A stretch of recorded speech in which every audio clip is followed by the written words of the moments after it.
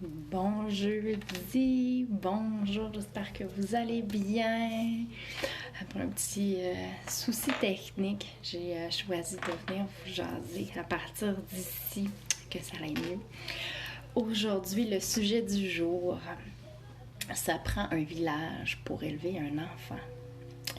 J'imagine que vous avez déjà entendu ce vieil adage qui ne date pas d'hier. Et pour moi, cette expression-là a pris tout son sens alors que j'étais jeune maman de 3 enfants en bas de 5 ans. Et j'étais, on va se le dire, fatiguée, sûrement au bout du boulot, et on venait de déménager.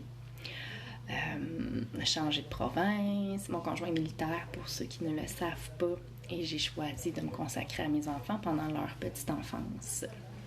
À ce moment-là, donc je suis maman à la maison, on déménage, on revient et notre plus jeune a 6 mois lors de notre retour.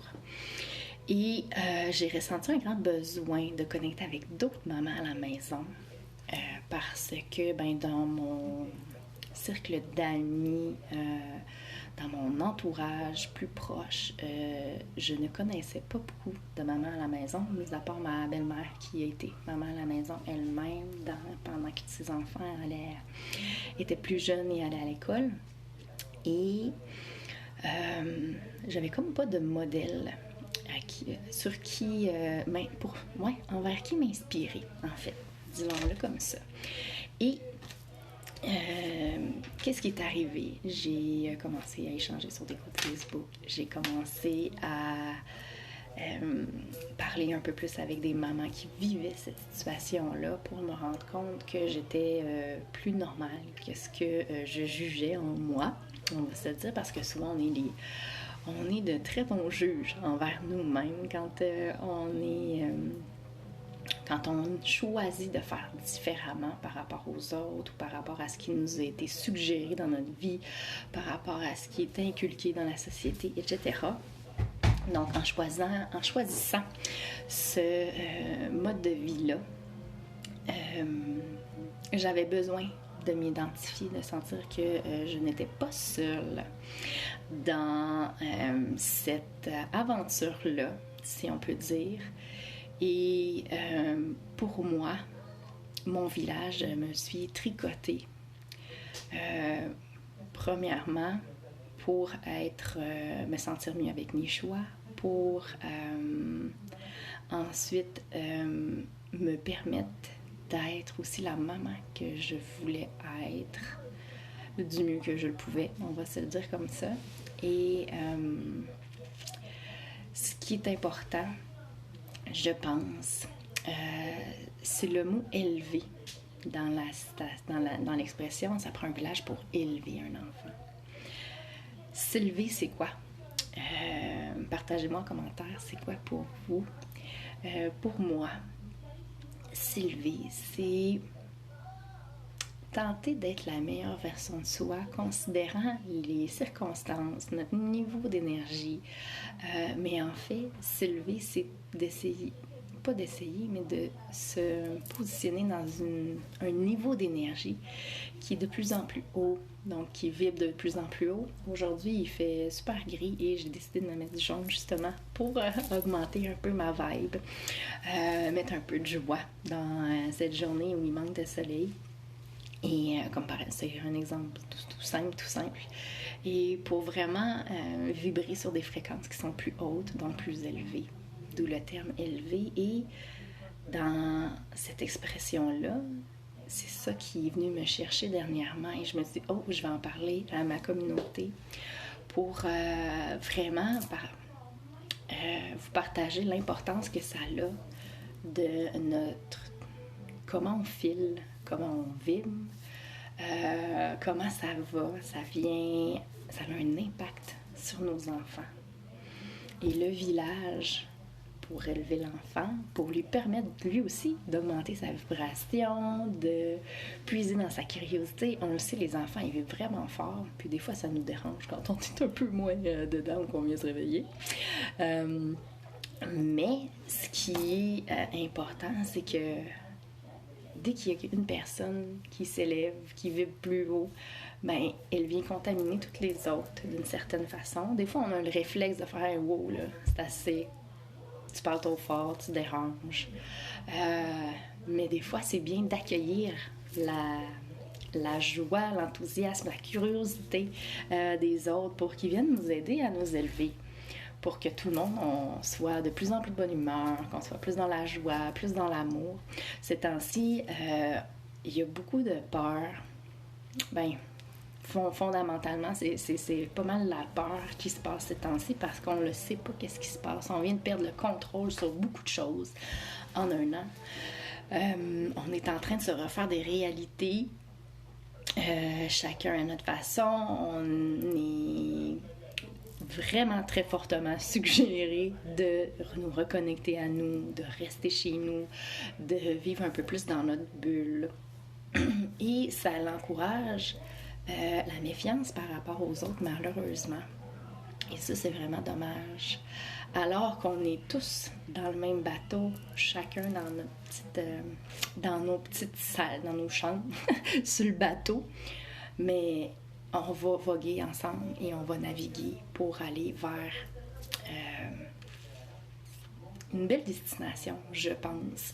Présentement, ce qui est mis en lumière, ce sont des zones d'ombre dans nos sociétés, des choses qui ne fonctionnent pas, puis là, ouf, ça sort.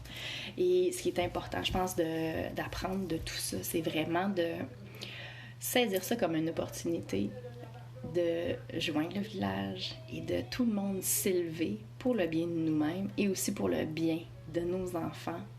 Nos enfants ont beaucoup à bénéficier de ce qui se passe présentement, même si malheureusement ce sont la première génération qui est vraiment impactée aussi par tout ça, parce que ben là, par exemple dans les écoles, c'est le masque obligatoire à longueur de journée. Par exemple, pour ceux qui font l'enseignement à la maison, ben là, on ne peut plus aller dans les groupes de soutien parce qu'on n'a pas le droit de se rassembler plus que tant de personnes.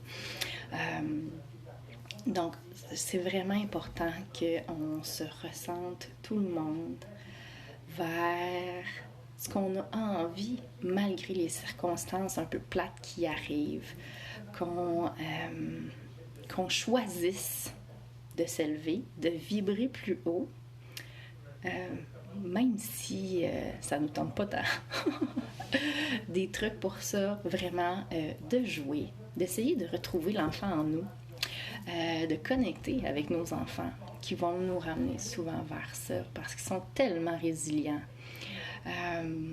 Parce que dans ce qu'ils font, ils ont encore la confiance, la foi que tout va bien aller. Souvent, les enfants qui sont plus anxieux, des fois, ils vivent de l'anxiété qui est transmise par leurs parents. Et ça, je vous partage ça vraiment humblement. Ce que j'ai remarqué au travers de ma vie de maman, ça a été que mon anxiété, je l'ai quand même projetée. Et c'est un de mes garçons qui est plus sensible, qui réagissait davantage, qui miroitait, mais dans le fond, l'anxiété que je vivais, les difficultés que je vivais. Et c'est certain qu'à un moment donné, notre relation s'en est trouvée affectée, bien sûr. Et quand j'ai réalisé tout ça, que je m'inquiétais peut-être pour rien, et qu'il absorbait ça et qu'il me le faisait refléter justement, ça l'a vraiment changé les choses. Ça m'a vraiment aidé à être plus présente pour lui, plus présente pour moi et à aller dans mon village chercher l'aide dont j'ai besoin. Parce que ça prend un village pour élever un enfant, ce n'est pas nécessairement le village qui doit élever l'enfant, c'est aussi le village qui s'élève lui-même et qui soutient aussi le parent. Et ça, on l'oublie beaucoup.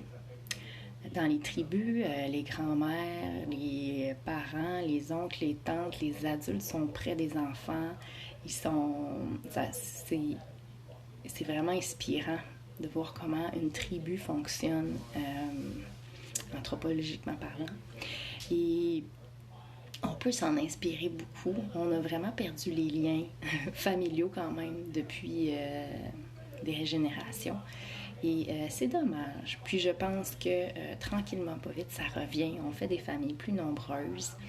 Et tout ça pour qu'on soit ensemble et qu'on apprenne au travers des moments qu'on vit ensemble. Pour vraiment venir retrouver la joie dans les petits moments du quotidien. C'est vraiment ça, je pense, l'important. De s'entourer de gens qui partagent les mêmes valeurs. Dans le fond, au village, c'est pas mal ça, de partager les mêmes valeurs, de se sentir aligné avec notre cœur, de voir comment qu'on peut être là pour les enfants tout en leur laissant l'autonomie, leur permettre de développer leur indépendance, leur connaissance de soi, beaucoup, beaucoup, beaucoup, en laissant du temps pour jouer, en étant plus libre, parce que de plus en plus, et même moi je l'ai vécu, on se fait des horaires à côté, à tour de bras, et on termine par ne plus se connaître. On arrive à un moment dans notre vie où on se demande, mon Dieu, je suis qui? Qu'est-ce que j'ai envie de faire? Qu'est-ce que j'ai envie de vivre? C'est quoi mes valeurs fondamentales? D'ailleurs, j'ai le défi Apprendre en famille qui est disponible en série vidéo. Si vous êtes sur Facebook, il y a une série. Et si vous êtes sur YouTube aussi, c'est disponible là et sur Instagram d'ailleurs. Si vous avez envie, c'est un sujet dont je parle. Mes valeurs présentes. Quelles valeurs j'incarne? Mais quelles valeurs j'aimerais incarner davantage? Et qu'est-ce que je peux faire comme petit pas pour revenir incarner justement ces valeurs-là que je souhaite incarner, de famille, de découverte, d'émerveillement, de joie, d'amour, pour revenir à l'essentiel, tout simplement. On est capable vraiment de se compliquer la vie et de s'auto-saboter par moments. J'en suis une grande preuve. Je ne embarquerai pas dans les détails, mais c'est vraiment important de revenir à l'essentiel, à ce qui est important pour nous, dans le sens où on a pris le temps d'identifier ce qui est important pour nous. Donc pour moi, si je parle davantage aux parents éducateurs, ce que je vous invite à faire, et même les parents qui s'impliquent beaucoup dans les apprentissages de leurs enfants, dans leur éducation, en fait tous les parents, bref, ce que je vous invite à faire, c'est de mettre votre monocle. J'en parle souvent quand je parle de magie éducative, c'est de venir mettre une espèce de double lunette qui nous permet de voir de notre œil de parent avec lequel on est habitué notre rôle par rapport à notre rôle de mère ou notre rôle de père, ou notre rôle de maman, notre rôle de papa, parce qu'on a les deux. Il y en a un qui est un peu plus discipliné et l'autre est plus dans la bienveillance et dans le réconfort, je dirais ça comme ça. Et l'autre vient mettre une structure, des limites. Donc, pour que l'enfant se sente en sécurité. Et par rapport aux apprentissages, notre lunette d'éducateur, de détective, pour voir sous un autre jour tout ce qu'on vit au quotidien, qu'est-ce que ça permet à l'enfant d'apprendre, qu'est-ce que ça lui permet dans son développement personnel par rapport à la connaissance de soi. Parce que des fois, quand on fait des trucs, il y a des choses qui nous conviennent, des choses qui ne nous conviennent pas, mais à chaque fois, on apprend un peu plus sur nous, à ce qu'on veut et à ce qu'on ne veut pas. Et c'est important de savoir ça. Pour que tranquillement, on se dirige vers ce qui nous fait vibrer le plus, ce qui nous élève le plus. Un petit exemple tout simple. En fin de semaine, on était en rituel, mais j'avais sorti mes cartes de tarot sur la table, en présence de ma gang. Et j'en ai un qui est venu, qui a frotté ses mains et qui est venu piger des cartes. Juste pour le fun, pour le plaisir. Puis il essayait de comprendre qu'est-ce que les cartes lui disaient. Puis là, des fois, il voyait... il a pigé la carte des amoureux. Il était comme... non. Puis là, j'essayais d'y faire voir au-delà d'un monsieur puis une madame qui s'aiment. Qu'est-ce que ça peut être d'autre? The Lovers. Fait que ça permet aussi d'ouvrir vers d'autres perspectives, de discuter avec nos enfants pour tranquillement les faire cheminer peut-être vers l'interprétation de concepts un peu plus abstraits ou mais de voir la magie dans les petits moments. Des fois, juste une carte, une image nous fait vibrer toujours un peu plus. Donc, ça peut être super intéressant. Ça permet aussi de faire des prises de conscience vraiment, vraiment belles. Donc, je vous invite vraiment à venir essayer de voir les petits miracles au quotidien. Ces petites choses qui font que « Oh, je l'aime donc bien cet enfant-là » ou « Oh, je me sens donc bien aujourd'hui ». Et c'est comme ça que même si on a une journée grise, ben on va passer une belle journée malgré tout. Et si, par exemple, on se sent démuni, mais on peut aller demander de l'aide. Ça peut être quand on passe par-dessus notre ego. Demander de l'aide vient vraiment changer la chose. C'est d'accepter notre humanité. C'est d'accepter le fait qu'on n'a pas réponse à tout, qu'on n'a pas à prendre toute la charge sur nos épaules. Donc, c'est super important parce que nous sommes des humains sociaux, même si ces temps-ci, on est un petit peu séparés. Et en allant vers les autres, ça nous rappelle ça et ça nous permet d'y aller de façon plus légère quand on rencontre une certaine difficulté. Donc, c'est vraiment, pour moi, un village, pour élever un enfant, c'est un village qui s'élève lui-même. C'est un village qui permet aux parents de s'élever aussi. C'est une façon de s'ouvrir à toutes les perspectives, de voir des situations sous différentes perspectives. Et non pas seulement la sienne. En échangeant avec les autres, des fois, ça nous a ouvert d'autres portes, des solutions qu'on n'avait peut-être pas nécessairement vues non plus.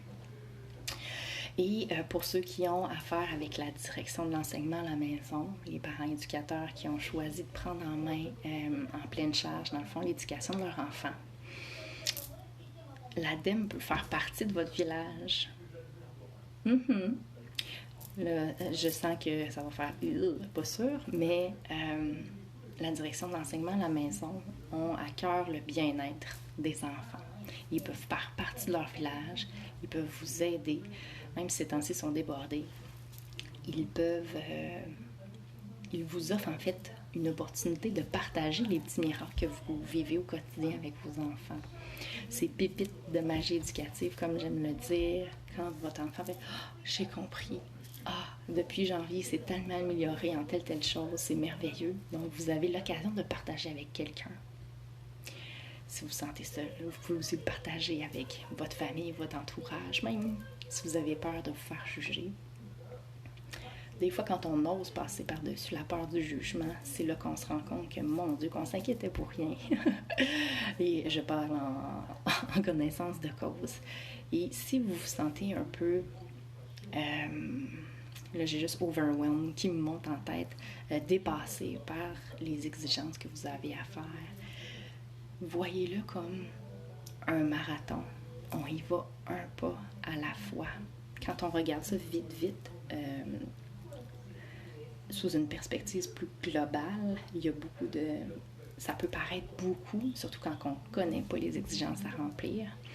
Mais quand on y va un pas à la fois, c'est là qu'on est capable de voir « Ah, ça va bien. » Et si on a besoin d'aide, on va aller la chercher.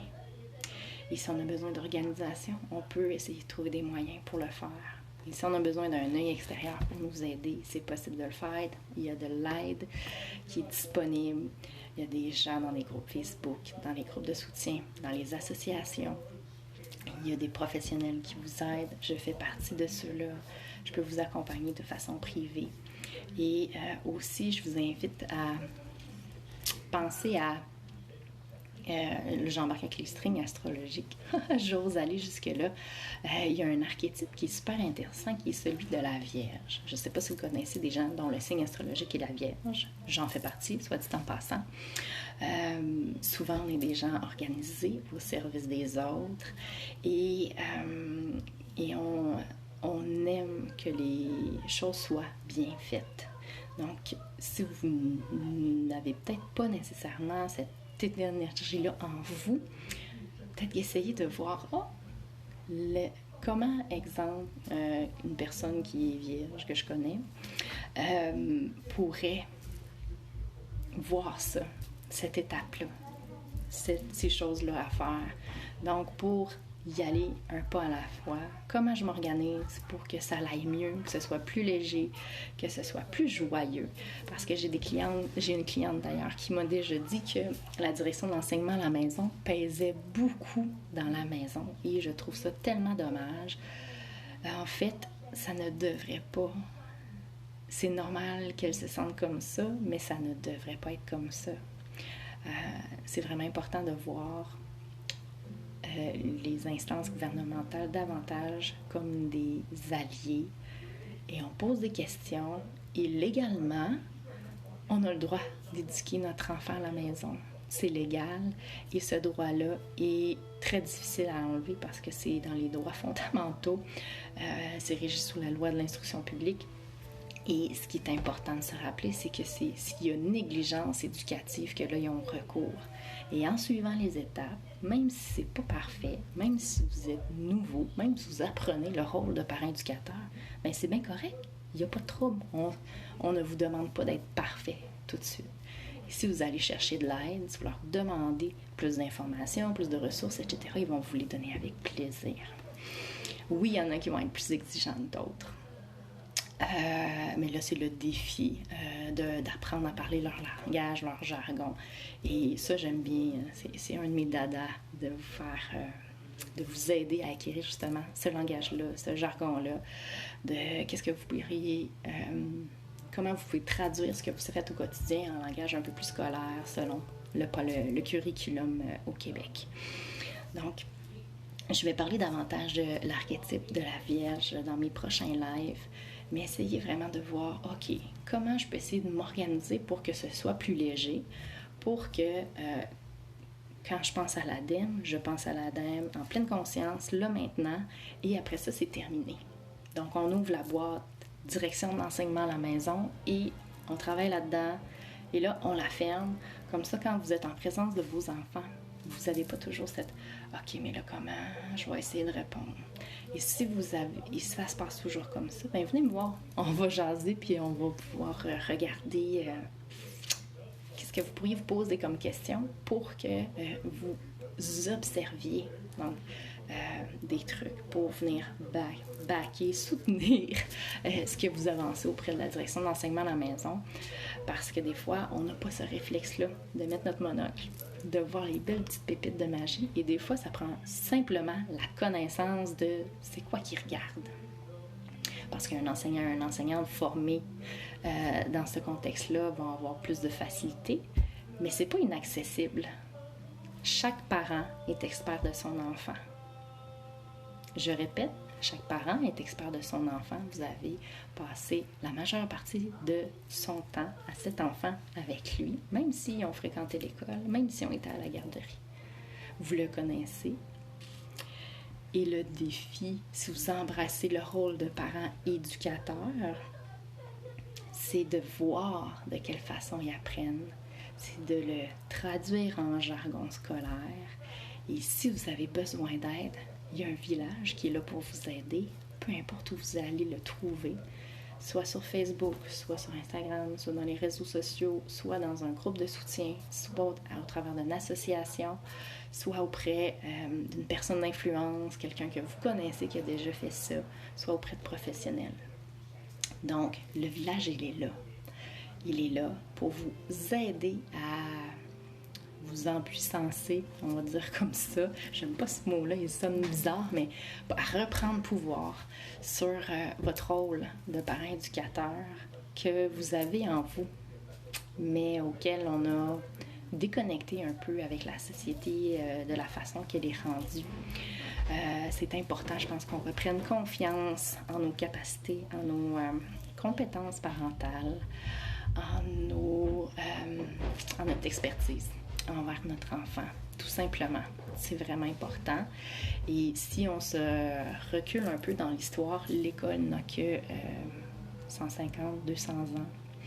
Et avant ça, comment que les gens faisaient? C'était avec le mentorat, voyons, j'ai les mots qui me manquent, mais c'était vraiment plus léger. On apprenait auprès d'un maître, entre guillemets, où on allait jaser, discuter avec des gens. Donc, souvent, exemple, dans la culture autochtone, c'était les anciens qui partageaient leur savoir, plus jeunes, et ça y allait, ainsi de suite. Donc, justement, le village était beaucoup, beaucoup présent. Puis c'est comme ça qu'on élevait tout le monde notre vibration, et les enfants aussi. Donc, je trouve que c'est quelque chose d'intéressant auquel s'inspirer. Et quelque chose d'essentiel aussi, et d'y aller un pas à la fois, 1 centimètre à la fois. J'aime bien l'image de l'escargot qui prend son temps, qui se ground à la terre et